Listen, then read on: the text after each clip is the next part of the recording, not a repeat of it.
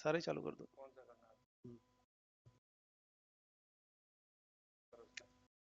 BA एवं MA Hindi उत्तरार्ध के छात्र, मानववाद और कविता, ये इस तरह की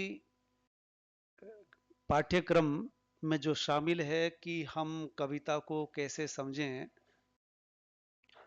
तो कविता को समझने के लिए हमने मार्क्सवाद, विकासवाद और मानववाद, मानववाद और कविता, इस पर आज हम व्याख्यान देंगे। मानववाद और हिंदी कविता को समझने के लिए एक कविता है महाप्रस्थान। महाप्रस्थान कविता की ये पंक्ति देखिए, किसी भी साम्राज्य से बड़ा है एक बंधु। दो पंक्तियां हैं। इस पंक्ति का अर्थ कविता से जो निकल के आता है, इसी से मनुष्यता, मनुष्य का महत्व प्रतिपादित होता है। किसी भी साम्राज्य से बड़ा है एक बंधु। कोई भी उस प्रजा का व्यक्ति जिसे बंधु कहा जा रहा है, वो साम्राज्य से भी बड़ा होता है। ये उस शासक को मालूम होना चाहिए, या उस शासक का उद्देश्य होना चाहिए कि साम्राज्य बड़ा नहीं होता, साम्राज्य से भी बड़ा होता है। तो वो एक बंधु, एक व्यक्ति, एक नागरिक, प्रजा का कोई भी व्यक्ति। अगर ऐसा समझा जाता है, या जिस शासक के द्वारा ऐसा समझा जाता है, उसी से यह अंदाजा लगाया जा सकता है कि वहां मानवतावाद है, मानववाद है। इस तरह की बात जब आती है, उठती है कविता में, पुरजोर से कवि मनुष्य का महत्व बतलाता है, तब उसे हम मानववाद की विशेषता को उठाता हुआ हम कह सकते हैं। अब हम समझ सकते हैं, ये तो हुई कविता, और इस तरह की और भी किसी भी कविता में मनुष्य का महत्व जब भी प्रतिपादित होगा रचना में, तो हम उसे कविता की मानववादी प्रवृत्ति कह सकते हैं। उस कवि की सोच, उस कवि का दृष्टिकोण कहा जा सकता है। मानववाद का अर्थ कोश में जब देखा गया, तो पाया कि कर्म व चिंतन में दिव्य की अपेक्षा मनुष्य के कार्य को महत्व दिया जाना, यानी कर्म हो या चिंतन, आदमी चिंतन कर रहा हो या कर्म कर रहा हो, उसमें दिव्य, अमूर्त और वायवीय बातों की अपेक्षा मनुष्य या मनुष्य के कार्य को महत्व दिया जाता हो, उसे मानववाद कहा जाता है। कई विद्वानों ने इस पर अपने मत दिए, अभिमत दिए, विचार दिए। हम देख सकते हैं शिलर का क्या कहना है। इसमें मानव सहित समस्त वस्तुओं का प्रमाण मानव ही मान्य है, यानी इसमें मानव सहित, मानव के साथ ही साथ समस्त वस्तुओं का अगर प्रमाण माना जाए, तो प्रमाण में मानव ही मान्य होगा। यानी कोई वस्तु अगर बनाई जाती है, बनाई गई है, तो उसके पीछे भी मनुष्य का ही हाथ होता है। सबके केंद्र में मानव ही रहता है, ऐसा मान्य हो, उसे मानववाद कहा जाता है। दूसरे विद्वान है प्रोफेसर चेने, अमेरिकन विद्वान है। इन्होंने भी कुछ इसी तरह से कहा है। जीवन का विवेक संगत संतुलन हो। इसमें धार्मिकता से मुक्ति, जीवन के सभी पात्रों में रुचि होना, जीवन जिसमें धड़कता है ऐसे पात्रों में रुचि होना, बजाय धार्मिकता, अंधभक्ति आदि से के बजाय। तीसरे विद्वान का कहना है, यह है प्लॉट के अनुसार दुख मोचन एवं सुख प्रसादन की मानवीय भाव विदा है। दुख हो और दुख का मोचन की प्रक्रिया हो, या सुख सुख पाने की प्रक्रिया हो, इन सब के बीच मानवीय भाव हो, ऐसी विधाएं जिसमें मनुष्य ही सर्वोपरि हुआ करता है। और भारतीय विद्वान डॉक्टर नवल किशोर के शब्दों में हम समझ सकते हैं, मानव गरिमा के प्रति अविचल मानववादी आस्था।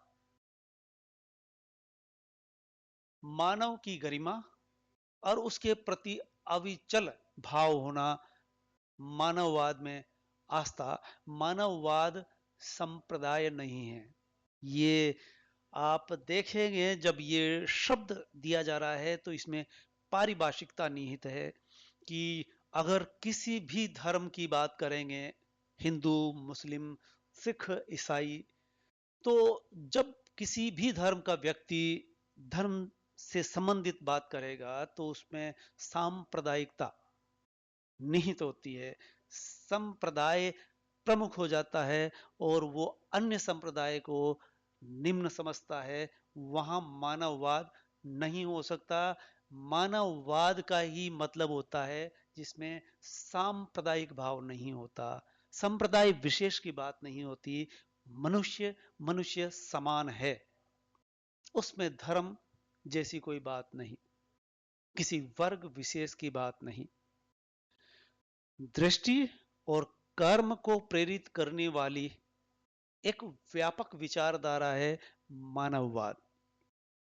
दृष्टि यानी अगर विचार किया जा रहा है, या कवि या रचनाकार अगर रचना में, उसके पात्र में ऐसा दृष्टिकोण दिखाई दे, या ऐसा व्यक्ति, कोई भी व्यक्ति जिसका कर्म में ये निहित हो। दृष्टि और कर्म को प्रेरित करने वाली एक व्यापक विचारधारा है मानववाद।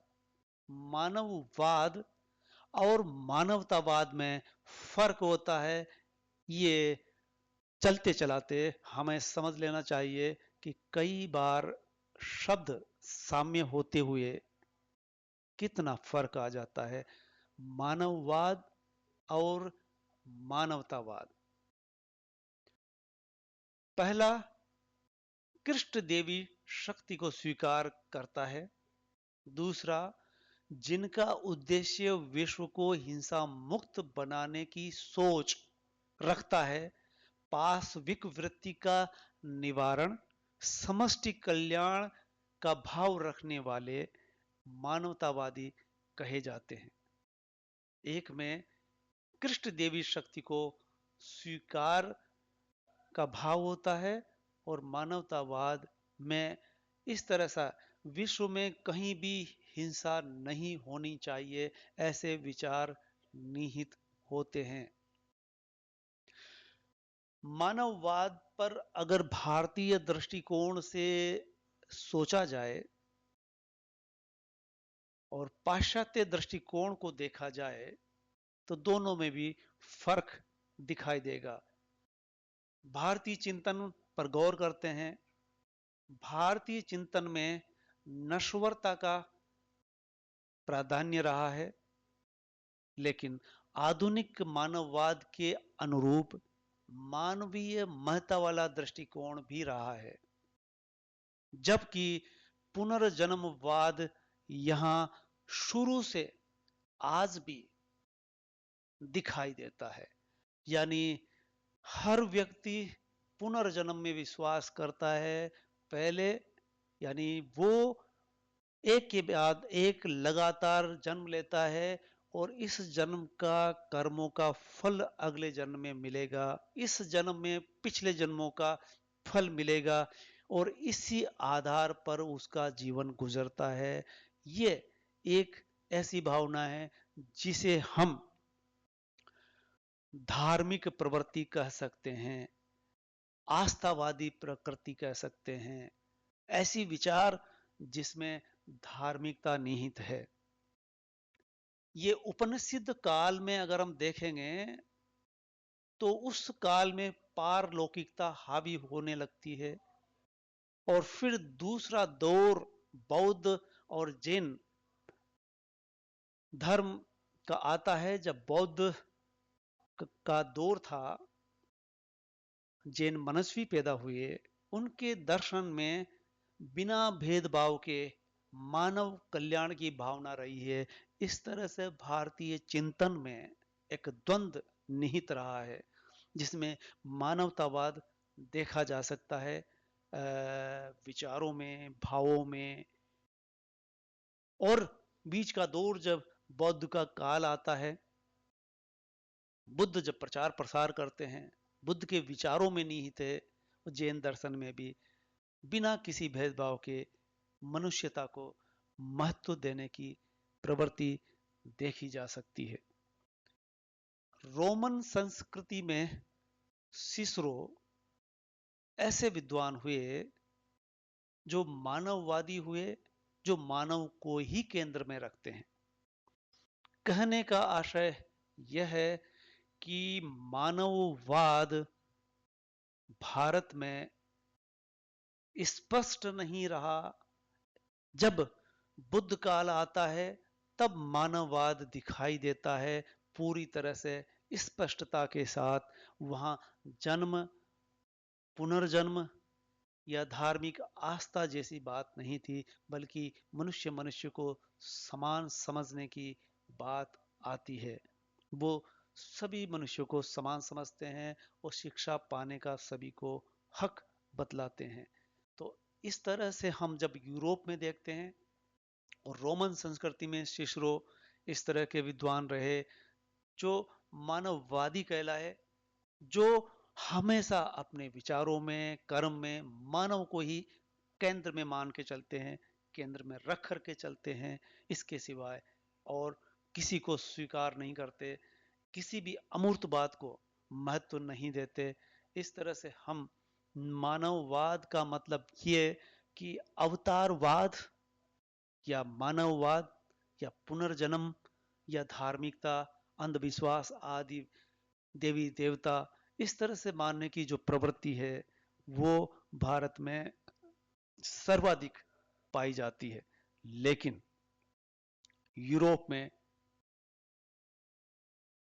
औद्योगिकरण का पीछे ये मूल मकसद ये रहा कि मानववादी चिंतन ने वहां वैज्ञानिक सोच को विकसित किया और विज्ञान के सारे उपकरण वहां इस तरह से पैदा होते हैं।